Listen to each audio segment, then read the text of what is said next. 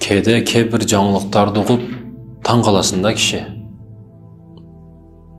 Bir бизнесмен қызыға кастинг қылып күйеу таңдап отыр дейді. Майк Тайсон қызыға үйленгенге ушунча ақша береді екен. Ана мынандай бизнесмен дағы қызға күйеу іздеп отыр, же мынауға келін іздеп отыр, кастинг болып отыр десе таң қаласың кейбір жаңалықтарды оқып. Атыны шығарышпы, же атағаны шығарышпы, же ақшасын шығарышпы айтыр, білмеймін, түсініксіз.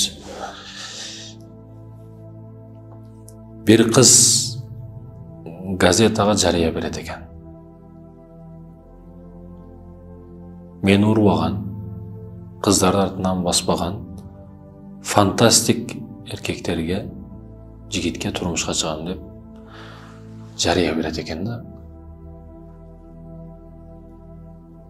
Күндерден бір күн есігі тықылдайды екен.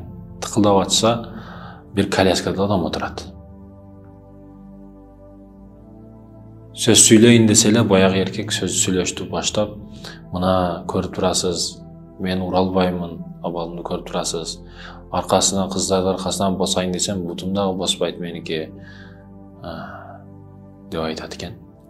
Мен жариядар фантастиктағы деп жазғанмын, сіз фантастик емес екенсіз десе, коляскада отырған адамдың қоңырауны çalışı фантастика емес бе деп тұрып, бұтынан басып кетіп қалған екен да.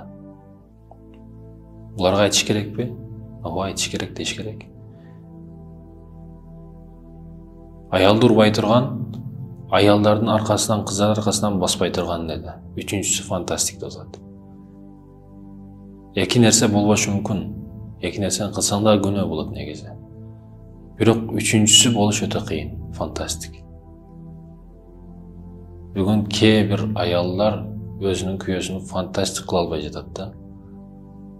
Фантастик кыла албай жатат. Чындап мында кылыш керек, мында кылыш керек. Ар нерсе болуп кетиш керек да. Чындап тез резко болуп кетиш керек.